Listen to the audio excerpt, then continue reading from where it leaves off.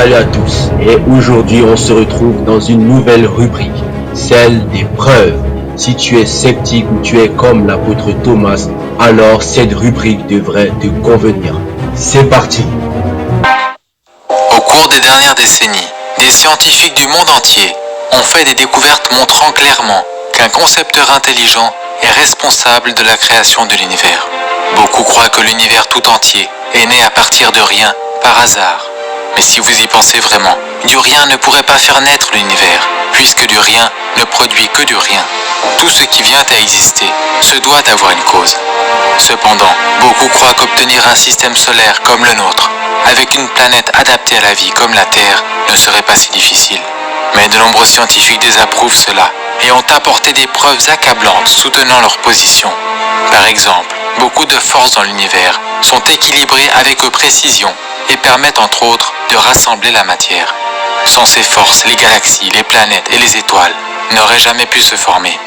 Un phénomène d'expansion et de contraction significative a été observé pour de nombreuses étoiles. Elles passent d'un état de grande brillance à un état obscur, et ce, même en l'espace d'une année. Mais fort heureusement pour nous, notre étoile, le Soleil, a une stabilité extraordinaire. Elle n'est pas sujette à une expansion et une contraction significative, comme c'est le cas de nombreuses autres étoiles. Si l'expansion et la contraction du Soleil étaient comparables à ces autres étoiles, ce serait catastrophique pour la vie sur Terre. Certaines étoiles explosent violemment en supernova. Les débris de ces explosions sont appelés restes de supernova. Selon de nombreux évolutionnistes, ces débris devraient rester visibles à l'aide de télescopes durant des millions d'années. D'après des recherches scientifiques, des galaxies similaires à la nôtre font l'expérience d'une supernova tous les 26 ans en moyenne. Dès lors, si nous connaissions approximativement leur fréquence d'apparition dans des galaxies similaires à la nôtre, le nombre total de restes de supernova présents dans notre galaxie devrait nous donner une idée de l'âge de notre galaxie. En cherchant des restes de supernova dans notre galaxie, la Voie lactée, des astronomes en ont découvert un total d'environ 250 seulement. Donc, si une supernova se produit approximativement tous les 26 ans, comme nous le voyons dans ces autres galaxies, un total de 250 restes de supernova indique un âge d'environ 6500 ans pour notre galaxie. Ceci est presque identique à ce qui est indiqué dans la Bible lorsqu'elle traite de l'âge du monde. Un nombre si réduit de restes de supernova indique une galaxie extrêmement jeune, qui n'a certainement pas des millions ou des milliards d'années, mais plutôt des milliers d'années. Pour le dire autrement, si les évolutionnistes avaient raison à propos de l'âge de la Terre, nous verrions des dizaines de milliers de restes de supernova dans notre galaxie, et non pas environ 250. Pour que nous puissions exister sur Terre, notre Soleil se devait d'être une étoile d'une masse et d'une température aux proportions parfaites, ni trop chaud ni trop froid. Notre Soleil génère une quantité parfaite d'énergie pour qu'il y ait de la vie sur Terre. Le Soleil relâche plus d'énergie en une seule seconde que ce que l'humanité a produit durant toute son histoire. Si nous éprouvions une chute d'énergie solaire, ne serait-ce que de quelques pourcents, tous les océans se mettraient à geler. La Terre se trouve à la correcte distance du Soleil. Si la Terre était légèrement plus proche ou plus éloignée du Soleil, il ferait trop chaud ou trop froid pour que la vie puisse exister. La taille de la Terre est elle aussi adaptée, ni trop grosse ni trop petite. De plus, heureusement pour nous, la taille de la Lune, principal responsable de la régulation des marées sur Terre, est adéquate.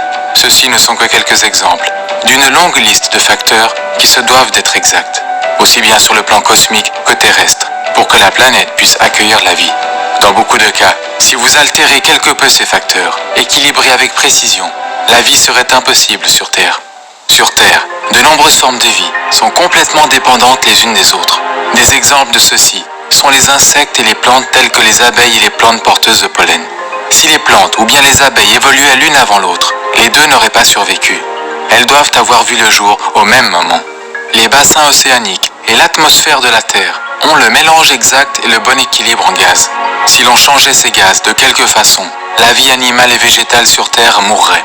Les évolutionnistes ne peuvent aucunement expliquer pourquoi la Terre, contrairement à d'autres planètes, a une quantité en eau si extraordinaire. Nous avons également une planète riche en oxygène. Si notre niveau actuel de 21% d'oxygène augmentait de quelques pourcents, notre atmosphère pourrait devenir complètement instable et explosive. La Terre a un champ magnétique. Sans ce champ, le vent solaire balayerait notre atmosphère. L'atmosphère de la Terre bloque les rayons nocifs du Soleil, tout en permettant dans le même temps des rayons utiles à la vie. Les plantes requièrent une grande quantité de soleil pour exister, et le soleil est de loin la source en vitamine D la plus riche pour l'humain. Quand le soleil frappe la peau, de la vitamine D est produite par le corps. Le manque de vitamine D serait lié à plusieurs problèmes de santé. De plus, l'atmosphère de la Terre est transparente. Ceci nous permet d'observer aisément d'autres planètes, étoiles, ainsi que des phénomènes tels que des éclipses.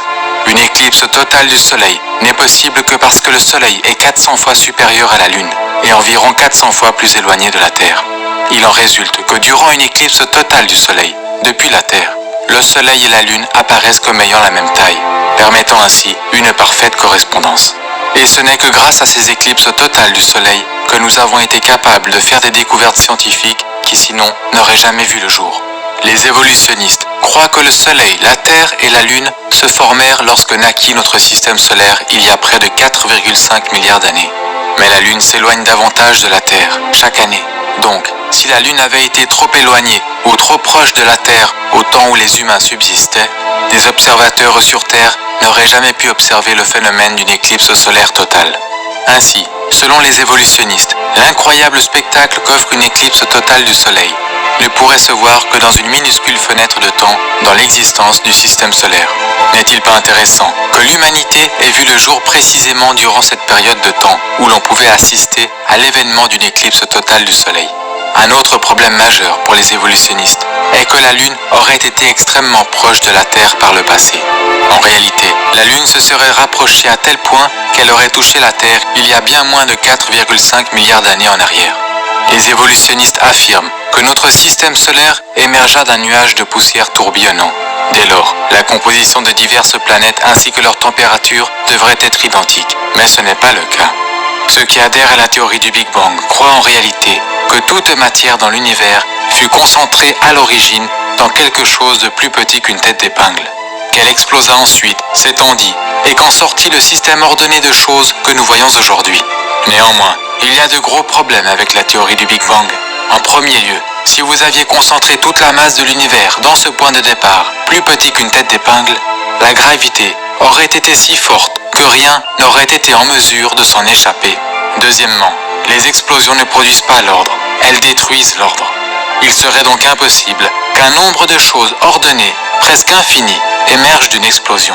Aussi, si un Big Bang explose toutes choses, les planètes et les lunes tourneraient dans la même direction du fait de la loi que l'on appelle la conservation du moment angulaire. Mais nous avons des lunes et des planètes qui tournent aussi bien dans un sens que dans l'autre. Les comètes sont aussi estimées par les évolutionnistes comme ayant des milliards d'années. Il est fréquent que des comètes entrent en collision avec des planètes ou le Soleil. Elles sont appelées boules de neige sales, car une partie significative d'une comète est composée de glace. Lorsque des comètes voyagent dans l'espace et se rapprochent du Soleil, elles commencent à perdre de la masse tandis qu'elles sont brûlées par le Soleil. Elles ne pourraient ainsi durer peut-être que 10 000 ans avant de finir totalement brûlées. Fait intéressant, les tissus mous, les cellules sanguines et l'ADN ne peuvent également durer qu'environ 10 000 ans. Pourtant, ces éléments ont été récemment découverts dans des os de dinosaures. Cela montre que les dinosaures existaient des milliers d'années auparavant, et non pas 65 millions d'années comme l'affirment les évolutionnistes. Un autre énorme problème pour les évolutionnistes est que la population humaine actuelle de la Terre est de 7,3 milliards d'individus. Combien de temps faudrait-il pour passer de 2 humains à 7,3 milliards d'humains? Ce ne serait en réalité pas si long. Dans l'histoire récente, la moyenne annuelle du taux de croissance a atteint son record en 1963, avec un taux de croissance de 2,19%. La population mondiale s'accroît actuellement d'environ 1,14% chaque année. Mais si nous commencions par 2 humains, combien de temps faudrait-il pour atteindre les 7,3 milliards d'humains actuels en recourant, disons, à 2% de moyenne annuelle de taux de croissance? La réponse est que cela n'aurait seulement pris environ que 1100 ans. Puisque la croyance des évolutionnistes est que nous sommes sur Terre depuis bien plus de 1100 ans, pourquoi n'avons-nous pas un nombre plus élevé d'individus sur Terre? Aussi, où sont tous les os ou les tombes en considérant que presque tous les peuples à travers l'histoire ont enterré leurs morts? Certains essayeront malgré tout de se convaincre que d'obtenir une planète remarquablement privilégiée et spéciale comme la Terre ne fut qu'un accident dans lequel tout se produisit parfaitement de la bonne façon. Mais même si ces personnes le croyaient, comment la vie débuterait-elle sur Terre, sachant qu'il est un fait que la vie ne peut venir du néant? Tous les organismes vivants sur Terre sont composés de cellules. Alors, quelles sont les chances qu'une première cellule puisse s'être formée accidentellement? Il y a près de 150 ans, lorsque Charles Darwin était en vie, la cellule était considérée comme quelque chose de simpliste, rudimentaire, telle qu'une goutte microscopique de gelée. Cela dit, à la suite des découvertes récentes, nous savons à quel point ces cellules, extraordinairement petites, sont étonnamment complexes. Le corps humain d'un adulte contient 100 trillions de cellules de différentes dimensions. 10 000 de ces cellules humaines, de taille moyenne, pourraient être placées sur la tête d'une épingle. Et une seule cellule prise individuellement contient de l'information équivalent à 4000 livres. L'information de toutes les cellules, chez un adulte, au format d'un livre, remplirait complètement le Grand Canyon des États-Unis d'Amérique plus de 75 fois. La cellule est similaire à un superordinateur, mais de dimension microscopique. On pourrait aussi considérer la cellule comme une remarquable ville miniaturisée, dotée d'un réseau élaboré de lignes d'assemblage, avec de nombreuses machines moléculaires protéiques, exécutant diverses tâches permettant à la cellule de fonctionner. Par exemple, dans la cellule se trouvent des petits camions moléculaires qui voyagent sur des structures microscopiques que l'on peut comparer à des voies rapides, tout en transportant des matériaux autour de la cellule. Un exemple de machine moléculaire dans la cellule est le moteur flagellaire qu'utilisent certaines bactéries pour nager. C'est un moteur rotatif moléculaire muni d'une queue de la forme d'un fouet et pouvant opérer jusqu'à 100 000 révolutions à la minute. Voici une image d'un moteur flagellaire agrandi plus de 50 000 fois. Il fait environ 1/40 millième de centimètre de long. 8 millions de ces moteurs minuscules pourraient être placés sur la coupe transversale d'un cheveu humain. Vous pouvez voir les détails de sa construction. Il est composé de 30 parties protéiques différentes. Il semble avoir été conçu par un ingénieur. Le moteur flagellaire est extrêmement similaire à un moteur électrique, faisant des rotations dans un sens et dans l'autre. Le moteur flagellaire conduit une bactérie à travers un environnement liquide extrêmement visqueux. La vitesse de nage la plus élevée que le moteur flagellaire imprime à une bactérie est estimée être identique à la vitesse d'un être humain nageant à 97 km/h. Si cela ne vous semble pas impressionnant, considérez que la vitesse de nage la plus élevée jamais rapportée chez un humain est d'environ 8 km/h. Ainsi, la bactérie peut, au moyen d'un moteur flagellaire, se déplacer près de 11 fois plus rapidement que le nageur humain le plus rapide à avoir été chronométré. Les 30 parties distinctives du moteur flagellaire sont toutes essentielles. Donc, si vous retirez l'une de ces parties, celui-ci ne fonctionnera plus du tout et la bactérie mourra. Le moteur flagellaire est similaire à un piège à souris. Pour qu'un piège à souris fonctionne, vous avez besoin de toutes les différentes parties. Et si vous retirez l'une des parties du piège, le piège ne fonctionnera plus du tout. Le procédé de construction du moteur flagellaire requiert que les 30 différentes parties interagissantes soient assemblées correctement et placées aux emplacements appropriés au bon moment. Le procédé de construction requiert également des instructions, des traductions et une évaluation au sein de la cellule, aussi bien au début qu'à la fin de la procédure. Si tout cela ne se produisait pas, ces machines remarquablement minuscules, ou leurs différentes parties prises individuellement, ne seraient pas construites ou assemblées correctement. Mais comment ces nombreuses machines aux parties microscopiques sauraient-elles où aller et quoi bâtir correctement dans un système évolutionnaire? Elles ne le seraient pas, ce serait impossible. Ces faits réfutent et éliminent l'évolution darwinienne, laquelle est par définition un procédé aveugle, non orienté, sans plan ni but. Les cellules sont composées majoritairement de protéines. Une cellule typique emploie des milliers de différentes sortes de protéines. Pour obtenir ne serait-ce que la cellule la plus simple, il faudrait au moins 600 molécules protéiques différentes. Les protéines sont constituées d'acides aminés. Une protéine fonctionnelle est généralement constituée d'une chaîne d'environ 50 à 1000 acides aminés. Certaines protéines requièrent une chaîne de milliers d'acides aminés correctement séquencés. Chaque fois qu'un nouvel acide aminé est joint à une chaîne, il doit former un lien chimique appelé liaison peptidique, afin de se lier aux autres acides aminés dans la chaîne. Les acides aminés gauchers et droitiers sont produits plus ou moins à la même fréquence. Mais seuls les acides aminés gauchers peuvent être sélectionnés pour l'utilisation dans une chaîne pour fabriquer une protéine. Les évolutionnistes ne peuvent expliquer la raison pour laquelle les protéines n'utilisent que des acides aminés gauchers. Chaque acide aminé dans la longue chaîne doit également être un acide aminé bien spécifique. Il y a 20 types différents qui peuvent être sélectionnés, et ils doivent être placés dans le bon ordre dans la chaîne pour former une protéine. Les Les acides aminés sont placés exactement dans le bon ordre grâce à une molécule dans la cellule appelée l'ADN. On pourrait décrire l'ADN comme un schéma directeur, une information codée ou un langage spécifique qui utilise un alphabet chimique à 4 lettres.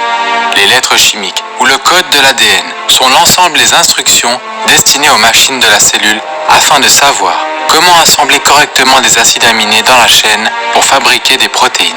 Si l'ADN n'est pas présent dès le début, les acides aminés ne seront pas sélectionnés correctement et placés dans le bon ordre. Il en résultera qu'une protéine ne pourra pas se former et la cellule ne survivra pas. L'ADN ne peut pas fonctionner sans la présence d'au moins 75 protéines préexistantes. Mais les protéines ne sont pas produites par l'ADN. Puisque chacun a besoin de l'autre, les deux se doivent d'avoir existé au même moment, par Dieu. Ce fait élimine l'évolution. Une fibre d'ADN ne fait qu'environ 2 millionièmes de millimètre d'épaisseur. Bien que l'ADN ne soit pas épais et soit extraordinairement petit, déroulé, il est extrêmement long. En effet, si l'on déroulait, connectait et étendait l'ADN de l'une de vos cellules, il ferait plus de 2 mètres de longueur. Il serait si fin qu'on ne pourrait pas voir ses détails, même sous un microscope électronique. Si tout l'ADN de votre corps était placé bout à bout, il s'étendrait d'ici à la Lune plus de 500 000 fois. Si vous preniez un ensemble d'ADN de chaque personne ayant jamais vécu et que vous le placiez sur une pile, il pèserait moins qu'une aspirine. Pourtant, la densité de stockage d'informations de l'ADN est plusieurs fois plus grande que la plus avancée des puces informatiques de silicium. Bill Gates a décrit ainsi l'ADN. Citation. L'ADN est comme un programme d'ordinateur, mais de très loin plus avancé qu'aucun logiciel jamais créé. Cela dit, avoir le programme d'instruction complexe de l'ADN n'est pas suffisant en soi. D'autres éléments dans la cellule doivent pouvoir comprendre et utiliser le programme d'information de l'ADN. En d'autres termes, le programme ADN hautement complexe ne vaut rien si vous n'avez pas aussi un système à l'intérieur de la cellule qui puisse comprendre le langage ADN. Pour mieux comprendre cela, imaginez que l'ADN soit un disque CD ou DVD complexe. Si vous n'avez pas en plus le lecteur ou le système qui peut le lire, comprendre et utiliser l'information sur le disque, alors le disque ne vaut rien. Par conséquent, d'autres éléments dans la cellule doivent comprendre et être capables d'utiliser le programme d'information ADN afin de bâtir correctement. Sinon, la cellule mourra. L'ADN est capable de fabriquer une copie identique à lui-même. Dieu a aussi programmé l'ADN afin que celui-ci détecte et corrige des erreurs. Il y a une machine protéique spéciale de relecture qui voyage constamment d'un bout à l'autre de la chaîne ADN à la recherche d'une quelconque erreur nécessitant une correction. Si un problème est détecté, des réparations sont immédiatement entamées. Tout ce procédé est remarquablement complexe. L'information contenue dans l'ADN prouve que la vie ne consiste pas seulement de matière et d'énergie. Elle contient aussi de l'information. L'information ne peut venir que d'une source intelligente qui l'y place. Une autre fonction de l'ADN est que c'est le programme qu'utilise Dieu pour construire ce à quoi vous ressemblez, votre couleur de cheveux, votre taille, etc. Comme il a été dit précédemment, le corps de chaque adulte humain contient près de 100 trillions de cellules. Mais à votre conception, vous n'étiez qu'une seule cellule. Ce qui est extraordinaire est que vous débutiez votre existence en n'étant pas plus gros qu'une tête d'épingle. Cependant, toute l'information complexe qui vous a physiquement défini, vous et tous les organes de votre corps, étaient là, contenus dans cette unique cellule. Dans le mois de votre conception, vos yeux, vos oreilles et vos poumons se développent. Des milliards de nouvelles cellules se forment et votre taille s'accroît de plus de 10 000 fois. Peu après les premiers mois, la vitesse à laquelle vous grandissiez ralentit de façon spectaculaire. Si elle n'avait pas ralenti et que votre allure de croissance était restée la même, vous auriez pesé plus de 1300 kg à la naissance. Après 2 mois, vous ne faites que 3 ou 4 cm de long, encore suffisamment petit pour rentrer dans une coquille de noix. Il n'y a pas d'explication évolutionnaire pour l'extraordinaire complexité impliquée dans la conception et la naissance, ou même une raison pour la reproduction en elle-même. Les évolutionnistes croient que les systèmes reproducteurs remarquablement complexes, radicalement différents, mais toutefois complémentaires, de toutes les sortes de vie, se sont développés par hasard, complètement et indépendamment au même moment. Rien qu'une légère incompatibilité dans l'un des 2 systèmes rendrait inutiles les 2 systèmes reproducteurs, et la vie disparaîtrait. Aussi, comment la reproduction aurait-elle pu se produire au commencement, s'il n'y avait eu qu'un mâle et pas de femelle? Comment y aurait-il pu avoir reproduction en l'absence de système d'organes reproducteurs, lorsque ces derniers, entre guillemets, évoluaient? Selon les évolutionnistes, les humains ont évolué à partir de créatures terrestres. elles-mêmes ayant évolué à partir du poisson. Mais comment le premier poisson aurait-il pu parvenir jusqu'à la terre ferme et survivre en dehors de l'eau? Comment les animaux, les êtres humains, auraient-ils survécu sans avoir d'organes, de côtes et d'autres éléments cruciaux pour la vie, tandis qu'ils évoluaient soi-disant? Notez aussi que pas un fossile de transition montrant une espèce animale évoluant en une autre espèce animale n'a été découvert.